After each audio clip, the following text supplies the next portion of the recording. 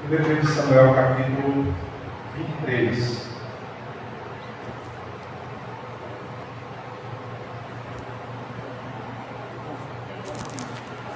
Primeiro livro de Samuel, capítulo 23. Quem encontrou, diga amém. Amém. Versículo 6. Ora, Abiatar, filho de Aimeleque, tinha levado o colete sacerdotal quando fugiu para se juntar a Davi em Keila.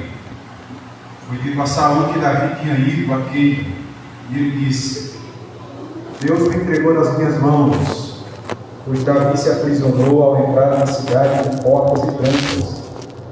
E Saul convocou todo o seu exército para a batalha, para irem a Keila e cercarem Davi e os homens que o seguiam. Quando Davi soube que Saul tramava atacá-lo, disse a Abiatar: traga o colete sacerdotal. Então orou: ó Senhor, Deus de Israel, este teu servo ouviu claramente que Saul planeja vir a Keila e destruir a cidade por causa dele. Será que os cidadãos de Keila me entregaram a ele? Saul virá de fato conforme o teu servo ouviu? Ó Senhor, Deus de Israel, responde. E o Senhor disse: ele virá. E Davi novamente perguntou: será que os cidadãos de Keila entregarão a mim e a meus soldados a Saul? E o Senhor respondeu: entregarão. Então Davi e seus soldados, que eram cerca de 600, partiram de Keila e ficaram andando sem direção definida. Quando informaram a Saul que Davi tinha fugido de Keila, ele interrompeu a marcha. Amém. Gostaria de refletir sobre a sabedoria de Deus e as nossas escolhas. Todos nós sabemos que constantemente, frequentemente, nos deparamos com situações que precisamos tomar decisões importantes. Algumas têm mais peso que outras, mas decidir é um fato que nos é imperativo, nos é imposto. Até querer não decidir já é uma decisão. Então, a realidade de termos que decidir o tempo todo é uma experiência que nos é própria. Mas há um problema nisto, porque nós somos limitados. A nossa visão ela é restrita. Nós não conhecemos o futuro, as decisões que a gente precisa tomar, decisões importantes, fundamentais, relacionadas ao trabalho, à família, a relacionamentos, a mudanças importantes que podem ter impactos significativos em nossas vidas e daqueles que nos cercam. Então, constantemente somos correlatos com a necessidade de termos que tomar decisões. Embora essa seja uma realidade que se impõe a nós não temos o poder de prever o futuro. Nós não sabemos nem o que está acontecendo, o que vai acontecer daqui a um minuto, daqui a um segundo, daqui a uma hora. Nós não prevemos o amanhã, nós não sabemos o que está acontecendo muito longe de nós. Nós não sabemos o que está acontecendo, por exemplo, na nossa casa. Nós somos extremamente limitados. A nossa visão ela é restrita, ela é pequena. Nós não conhecemos a esquina do futuro. E isso, muitas vezes, nos deixa ansiosos, porque a gente precisa tomar decisões. Isso, às vezes, nos deixa paralisados diante de decisões cruciais, nos deixa inseguros, nos deixam um tanto estarrecidos em face da vida. A gente precisa tomar decisões. E que decisões a gente precisa tomar? Quais? E a Bíblia nos ensina que, apesar das nossas percepções limitadas, nós podemos confiar plenamente em um Deus que vê e sabe todas as coisas. Nós já ouvimos testemunhos aqui hoje dessa realidade. Nós somos, de fato, limitados, a nossa visão ela é tacanha, ela é pequena, ela é muitas vezes condicionada, mas nós temos um Deus poderoso. Nós temos um Deus que sabe todas as coisas. Um Deus que conhece a nossa história, conhece os nossos dilemas, as nossas agonias, os nossos temores. Ele conhece todas as coisas, Ele nos vê, Ele sabe. Esse texto nos traz algumas verdades muito importantes para nós a respeito disso. E que Deus conhece tudo o que acontece e o que pode acontecer em nossa vida, e que Ele pode interferir diretamente em nosso presente e em nosso futuro. Não apenas no nosso presente imediato. Deus pode interferir, inclusive, num futuro que pode acontecer conosco. É isso que é fantástico nós observarmos através das Escrituras. Isso nos oferece segurança de que, quando nós colocamos as nossas decisões nas mãos dele, quando nós entregamos o nosso caminho ao Senhor, nós temos que ter essa convicção profunda, essa segurança de que Ele sabe todas as coisas, que Ele é um Deus sábio, capaz de nos guiar por estradas que nós sequer imaginamos. Deus é um Deus sábio, poderoso. Você tem confiado as suas agonias a Deus? Você tem posto diante do Senhor o seu futuro, a sua história, a sua realidade familiar, a sua realidade no trabalho, as suas decisões importantes, a sua vida interior, as suas prioridades? Você tem colocado nas mãos de Deus? Deus conhece, Deus sabe e Deus interfere na nossa história. Por mais que nós não compreendamos alguns momentos da nossa vida, alguns caminhos que Deus pode estar nos encaminhando, ou que nós tenhamos até dúvidas sobre certas direções, nós não sabemos, às vezes até Deus nos conduzindo em determinados caminhos, naquele caminho Ele não tem estudo, Ele vai direcionando, e a gente vai tendo certas perguntas, certos questionamentos. No entanto, apesar desses dilemas ou dessas aflições que podem nos assolar em algum momento da vida, nós podemos confiar nesse Deus que guia a nossa história, que guia a nossa vida. A Escritura nos diz assim que entrega o teu caminho ao Senhor, confia nele e o mais Ele fará. É um encorajamento para nós depositarmos nas mãos dele a nossa história, a nossa vida. Com que Deus estamos lidando? Com que nós podemos confiar neste Deus? Com que Deus nós estamos lidando? Qual é a sua capacidade? Talvez fosse alguma coisa que nós nem precisássemos falar.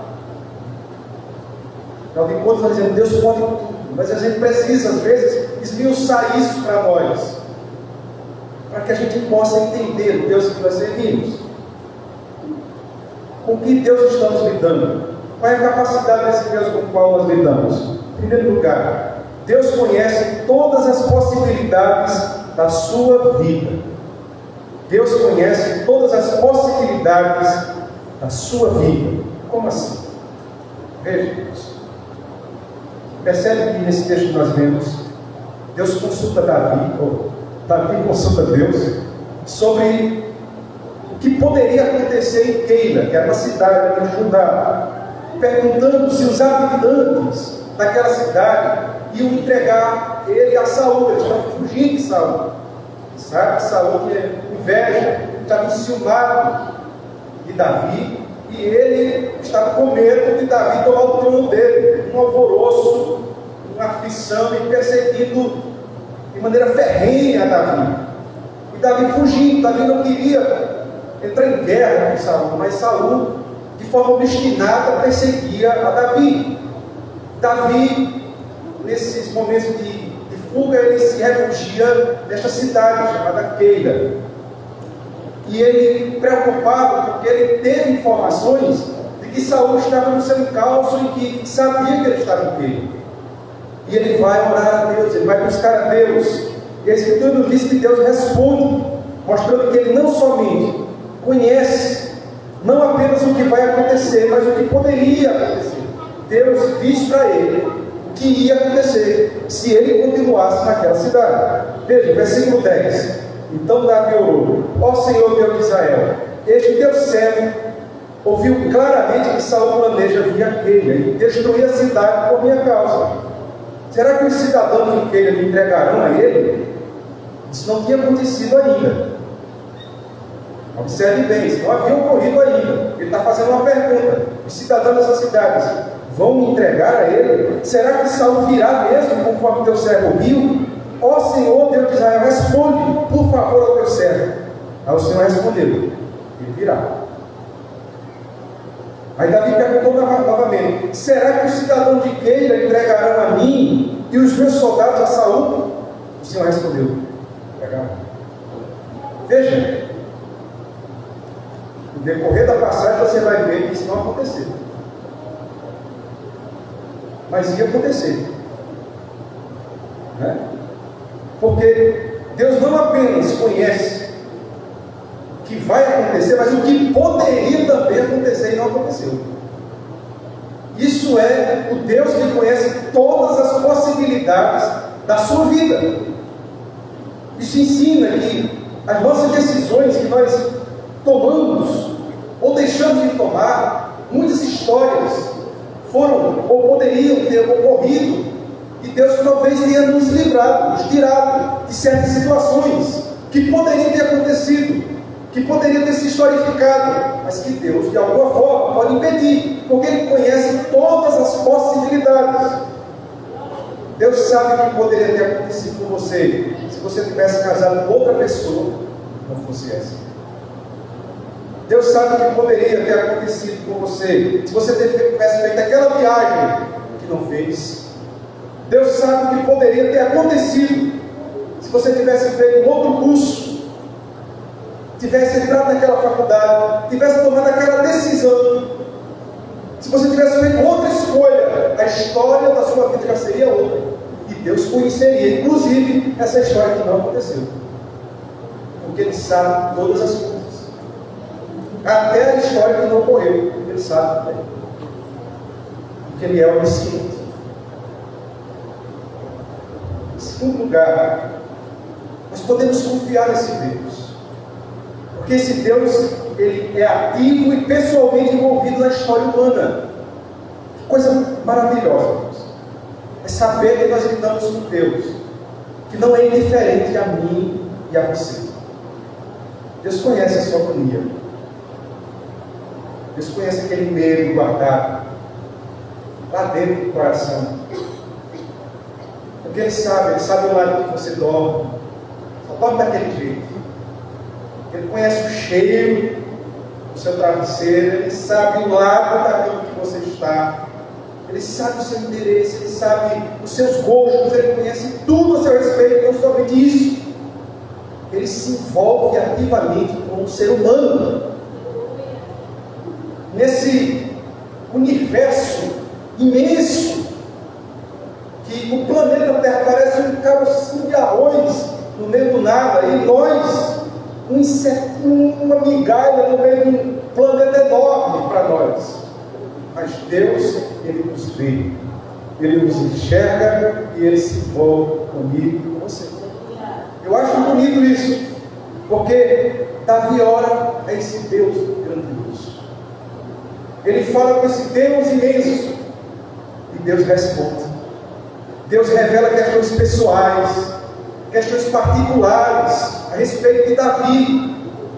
E não somente isso, Deus intervém na história de Davi. Deus pode intervir na sua história, pessoal. Como a Elisângela colocou agora há pouco, a sua preocupação, a sua agonia. Alguém pode dizer: Deus tem tantas outras coisas para se preocupar. Tem a fome na África, tem desespero do povo da Somália, tem um bocado de coisa para Deus se preocupar. Tem você também, porque Ele é grande e Ele se envolve com toda a sua criação. Ele intervém e Ele é ativo e se relaciona pessoalmente com a nossa história particular. seu problema, que pareça insignificante, que pareça banal, para Deus é importante Ele se envolver com você. Isso é um estímulo precioso. A gente pode se ajoelhar, a gente pode orar, a gente pode falar com Deus, a gente pode compartilhar a nossa história, a nossa vida, porque Ele se move, Ele é ativo, Ele se relaciona de modo pessoal comigo e com você. Deus, nós não acreditamos que Ele fez como alguém já quis ilustrar, diz que Deus, existe uma linha de raciocínio que diz que Deus deu corda, assim como a gente dá corda num relógio, aqueles relógios de corda, né? Dá corda num relógio e solta, pronto, ele fica funcionando. Existe uma linha de visão teológica que diz que Deus não se envolve mais com a história humana. Ele apenas estabeleceu as leis de funcionamento, assim como alguém que deu a corda inicial e soltou agora a humanidade que se vive. Não é isso que a Escritura ensina para nós. A Escritura nos mostra que Deus se envolve com a minha e com a sua história. E Ele revela as coisas. E Ele interfere nas coisas. E Ele fala. E Ele mexe, Ele move. Porque Ele se envolve conosco. Eu lembro, uma certa ocasião, algum tempo atrás, quando nós íamos tomar banho no rio, acho que faz aí também, Garizando, Vaguinha, eu, e mãe ficou assim, desesperada, porque ela disse que ela tinha tido um sonho com Vaguinha. Não, Vaguinha. Eu lembro, eu estava lá, Vaguinha. Ela disse que Vaguinha ia se afogar, porque ela teve um sonho. Ela disse, não, ficou desesperada, não, mas isso são sonhos, não tem problema não. Tudo bem, vamos para o rio. O que aconteceu? Vaguinha começou a se afogar. Pulou lá no lugar que ele vivia, começou a se afundar e quem salvou foi um primo nosso, que estava próximo lá. Eu acho interessante essa percepção de onde vinha essas coisas, de onde vinha aquela intuição, aquela convicção, de onde vem esse sopro, que ninguém sabe de onde aparece, ninguém consegue explicar direito, parece que consegue enxergar o futuro, consegue enxergar horas adiante, de onde vem essas coisas. Deus, irmãos, não vem de nós, não sabemos dessas coisas. Não sabemos o minuto seguinte, não sabemos, mas Deus sabe, Deus conhece e Ele interfere. Quantas situações nós certamente temos sido beneficiados por causa dessa graça bendita de Deus. Porque Deus nós estamos lidando com um Deus que é sábio. É um Deus que conhece todas as coisas. É um Deus que se envolve conosco. E é um Deus que é sábio. O que é sabedoria? Sabedoria é você ter o conhecimento e saber aplicar esse conhecimento de maneira que as coisas elas se organizem de forma perfeitas, justas e corretas. Deus sabe fazer isso. Às vezes a gente pode até ter um conhecimento e não saber aplicar isso de forma adequada. Porque o que falta na humanidade não é conhecimento. O que mais falta na humanidade é sabedoria. A humanidade tem muito conhecimento, mas não tem quase sabedoria. Deus, Ele é todo sábio. Aquilo que Deus diz, meu irmão, é perfeito. Sua palavra é sábia, é perfeita. Nós podemos confiar, porque ela é escudo. Ela, de fato, nós podemos ter esperança e confiança. Que a sua palavra, ela é perfeita. Ela não se abala. O texto nos diz que o próprio Deus orienta Davi o que ele deveria fazer, revelando o que ele precisava saber para tomar uma decisão estratégica. Deus sabe que é melhor e fornece a Davi a sabedoria necessária para evitar uma situação de perigo. Você ora a Deus pedindo sabedoria. Você pede a Deus para que Ele possa administrar, te ajudar a compreender, porque muitas vezes as coisas se apresentam diante de nós e parece que a gente sabe fazer. A gente já tem a resposta. A gente já tem a decisão tomada. Será que é a decisão mais apropriada? Será que é isso mesmo que tem que ser feito? Lembre que o temor do Senhor é o princípio da sabedoria. É nele que nós encontramos a fonte que fala dessa aplicação do conhecimento, do entendimento, do raciocínio, do nosso discernimento. Deus, de fato, é quem é sábio. A sabedoria divina é superior à nossa. Quando buscamos a orientação de Deus, podemos confiar que Ele nos guiará de maneira sábia, correta. Mesmo que não entendamos todas as razões no momento. Às vezes, parece que a gente tem medo de pedir assim: Deus, faça a sua vontade. Porque a gente tem medo que Deus frustre a nossa vontade. Se Ele frustrar, meu irmão, será a coisa mais maravilhosa que poderia acontecer em sua vida. Essa história de que Deus não vai frustrar os meus planos é uma ilusão de coach, pregadores coach. Deus não vai frustrar os seus sonhos. Ele pode frustrar os seus sonhos, porque quem é sábio é Ele. Ele que conhece a melhor estratégia, o melhor caminho, a melhor decisão a ser tomada. Ele sabe. Quarto, nós estamos lidando com Deus que é bom. Deus demonstra sua bondade a Davi, não apenas fornecendo informações sobre Saul, mas também ao proteger Davi da traição dos habitantes de Keila. Ele age com bondade ao orientar Davi para que evite uma situação desastrosa. A bondade divina refere-se ao caráter benevolente e amoroso de Deus, que deseja o bem de sua criação. Deus deseja o bem para você. Por isso a gente não precisa ter medo de colocar nas mãos de Deus a nossa vida, os nossos planos, as nossas inquietações, porque Ele é um Deus bondoso. Agora, tem algumas verdades que esse texto fornece, eu gostaria de concluir compartilhando conosco, rapidinho. Primeiro, é que a respeito, irmãos, da limitação e imprevisibilidade da natureza humana. Interessante, o ser humano ele é imprevisível. O ser humano ele falha na sua lealdade, na sua gratidão. Interessante, os homens de Keila, que foram libertados por Davi, os filisteus, aquela cidade estava subjugada pelos filisteus, e Davi libertou aquela cidade, aquele povo dos filisteus. Eles estavam prontos para trair Davi. Deus disse que se Saul viesse, eles entregariam Davi. Isso revela a fraqueza humana e a inclinação para agir quando estão debaixo de ameaça, da conveniência, ao invés de agir com gratidão e lealdade, muitas vezes traem. Isso é a natureza degradada, é a natureza humana, imprevisível, ilimitada, pecadora. Muitas vezes, nós podemos ser traídos justamente por aqueles que a gente ajuda, aquele que a gente faz o bem, aquele que a gente defendeu, protegeu. Pode ser justamente aquele que pode também puxar o nosso tapete. Mas isso não deve mudar você.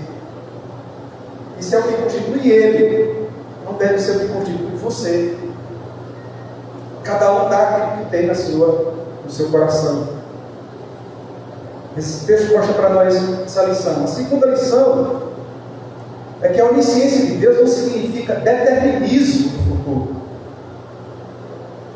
O texto que nós lemos deixa muito claro que Deus revelou a Davi que Saul viria e o povo trairia. Diante disso, nós temos duas opções: ou Deus estava mentindo para Davi, ou ele estava dizendo a verdade, porque não aconteceu. Mas Deus mente? Então Deus estava dizendo a verdade. Mas por que não aconteceu? Porque ter conhecimento do futuro não significa que o futuro está fatalmente determinado. Ele pode ser alterado. Essa história diz assim, não, tudo está decretado. Isso não é verdade. Não, eu estou do jeito. Como é que você está? Não, eu estou do jeito que Deus quer. Não. Nem sempre significa que o modo como nós estamos é o modo que Deus quer. Às vezes Deus queria outra coisa. Só que nós vamos fazer escolhas que não coadunam com a vontade de Deus. E nós vamos construir uma história que não faz parte do projeto de Deus para nós. E Deus conhece, Deus sabe. Ele pode até permitir, mas decretar não. Uma interpretação muito equivocada. Quando alguém diz no Salmo 139, um texto lá no Salmo 139, diz que todos os meus dias estavam escritos no teu livro antes de que todos eles houvessem. Aí a pessoa diz, determinados, né? Ela está lá. O que a gente já aprendeu em hermenêutica, quando a gente vai fazer uma interpretação do texto, não pode isolar dentro todo da Escritura.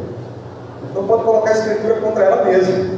A gente tem que buscar texto que busque elucidar o outro texto, lançar luz sobre o texto, e não simplesmente isolar, colocar um texto contra o outro.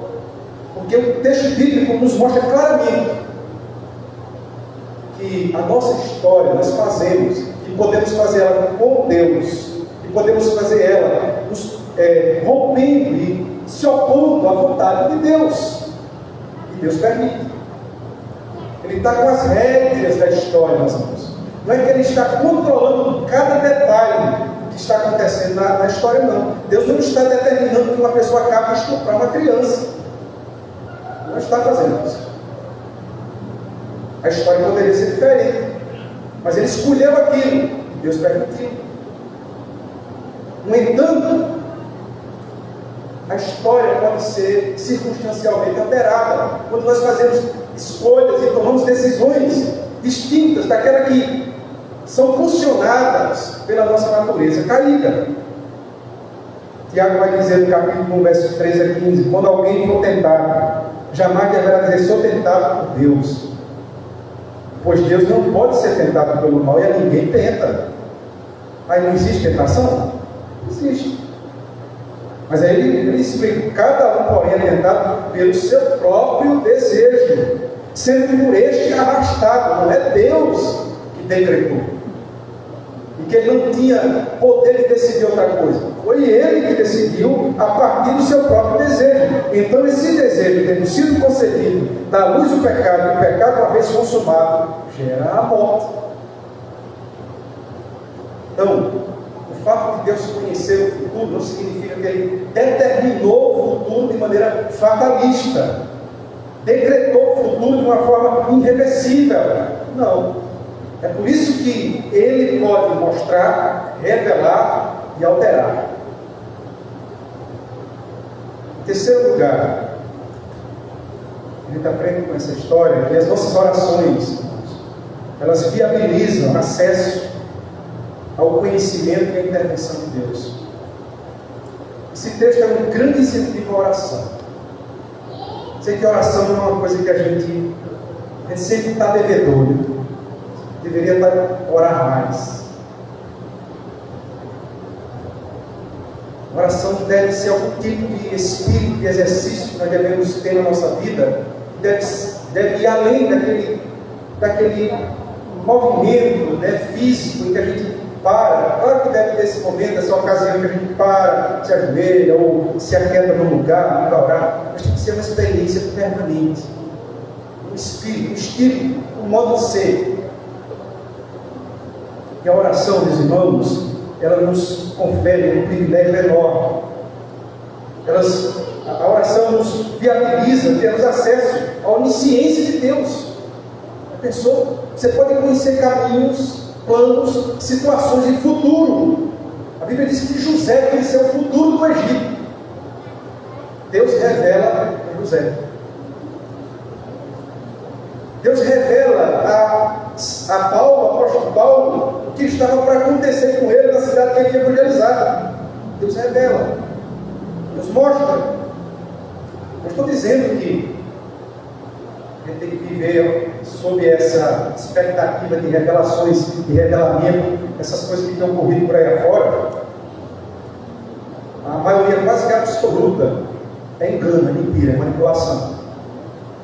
Mas o fato é que quando nós oramos, nós criamos essa possibilidade de termos acesso ao conhecimento de Deus e à intervenção de Deus. Quando você ora, você abre espaço para Deus intervir ao seu favor. Davi está sendo perseguido por Saul, ciumado por ele, se refugia na cidade do Queira, está aflito, ele ora a Deus, sem saber o que está por vir, e ao orar, ele acessa a onisciência divina e a sabedoria divina que o orienta e o livra da morte. Quando você ora, Deus pode intervir em situações que você nem imagina,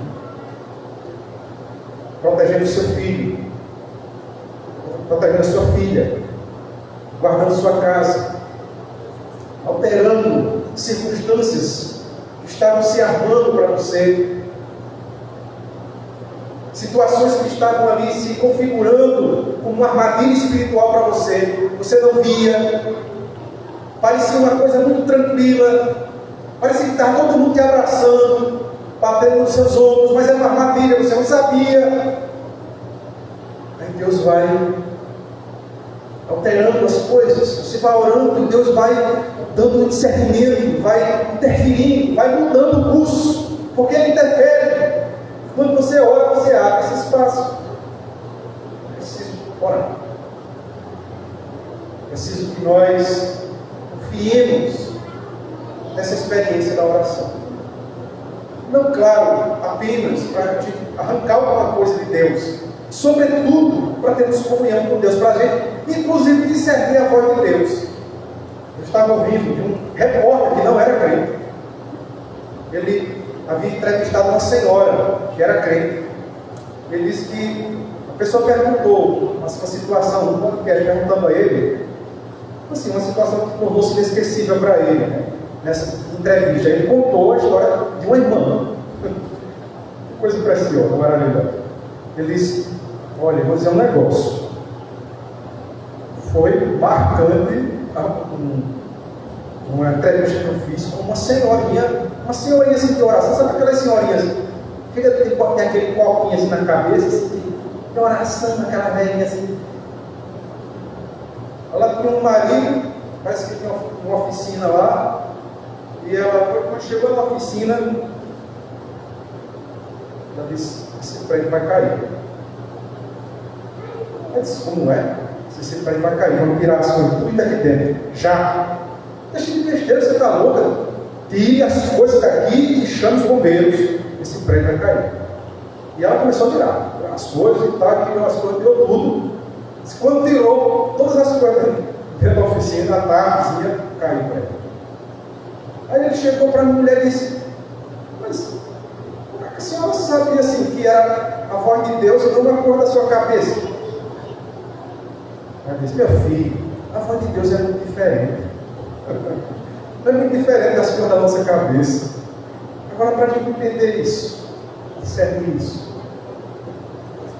a gente precisa, de fato, treinar os nossos ouvidos, as nossas percepções. Isso não é uma coisa assim, a gente está tão acostumado com esse dia a dia, essa rotina, esse alvoroço, essas demandas, essas coisinhas que a gente tem que resolver toda hora. E a gente vai perdendo essa habilidade. Jesus disse: olha os passarinhos. Olha o sermão maravilhoso que a gente pode aprender com os passarinhos. A escola de Jesus, com os discípulos, né? Os passarinhos. Mostrar passarinho, mostrar fogo. A escola é essa. Ele vai para a escola, vai estudar Calvino, Marquinho, Molinismo, não sei o que. Jesus vai para o campo, vai para a vida. Olha, está vendo as flores? Está vendo o planeta? Está vendo as histórias? Não, está aí, olha. Aprenda com eles. Ele dá lições sobre Deus, sobre a voz de Deus. E a Bíblia diz que a natureza, as estrelas, os céus proclamam a glória de Deus. Salmo 19 é muito lindo, né? Quando diz sobre isso, dizendo que sem linguagem, sem fala humana, sem voz audível. Ouve-se a sua voz até os confins da terra. Deus está falando, Deus não está silencioso. Ele fala toda hora, todo tempo. Se nós tivéssemos as sensibilidades mais aguçadas, e eu me incluo nisso também, e ter uma percepção mais sensível, mais aguçada, para discernir essa voz inconfundível, essa voz que não dá para se embaraçar, em que nós podemos chegar na nossa casa e ouvi-lo, que nós podemos estar diante de situações e podemos decidir, porque nós temos a plena convicção, a partir daquilo que a Escritura enche o nosso coração, e a sua voz confirma e atesta dentro de nós. De fato, a voz de Deus é viva, e Ele intervém, e Ele fala com Davi. Davi consegue discernir a voz de Deus e toma justamente a decisão que precisava ser tomada. Quarto lugar, no percurso de nossa história, nós contamos com os livramentos de Deus em nossa vida.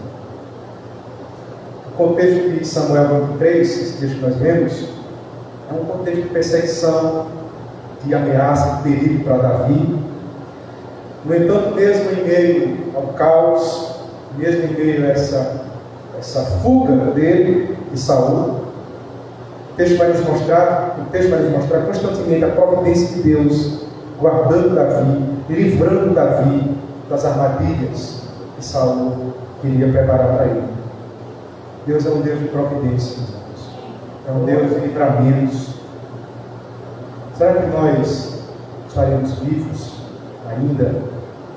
Será que a realidade de estarmos vivos hoje não passou já em algum momento, em alguma ocasião, por uma intervenção da providência de Deus, nos livrando da morte, nos livrando de algum laço maligno?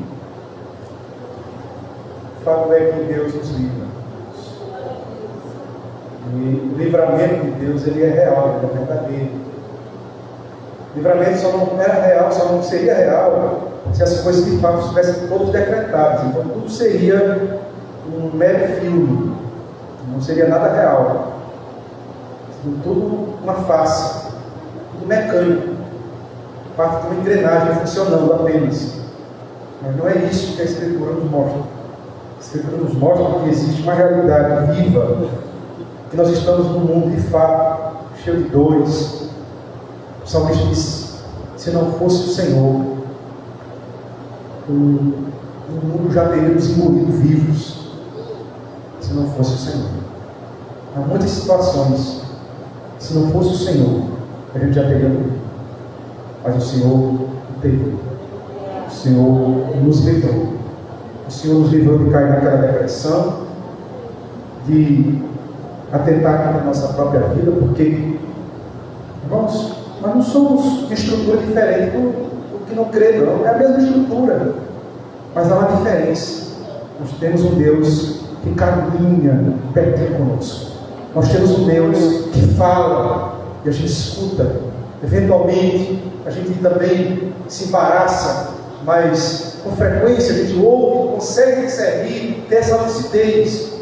E nessa lucidez divina, nós conseguimos escapar de armadilhas, cilada do inimigo, que vai colocando no nosso coração sentimentos, pensamentos depressivos, de achatamento, de apatia, de destruição, de autodestruição. Mas Deus vem com a sua graça, vai removendo as coisas, tirando as cinzas. Ele começa a soprar, e daqui a pouco nosso coração começa a reacender de novo fogo, reacender de novo aquele entusiasmo, aquela alegria que estava apagada, porque o diabo de alguma maneira estava tentando nos destruir, tentando nos abafar, tentando nos isolar, nos achatar da vida. Mas Deus, com sua graça, nos resgatou e nos livrou da morte.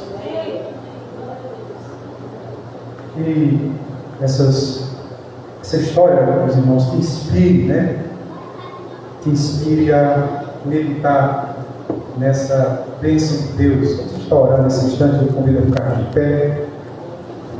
Não sei pelo que você tem passado, não sei o que de repente possa estar acontecendo na sua família, na sua casa, entre você e Deus, ou talvez você nem saiba também o que está para acontecer. Mas mesmo que haja algum tipo de enlace, que a armadilha é preparada para você, em nome de Jesus, que possa ser quebrado agora, em nome de Jesus. Nós cremos em Deus que desembaraça futuros que estão sendo preparados de maneira embaraçosa para nós. Nós possamos orar: Deus, essa situação, o Senhor me diz, o que é que pode acontecer com isso? Pode acontecer isso. Tu me livra, Deus. Tira esse buraco, esse abismo da minha vida, da minha frente.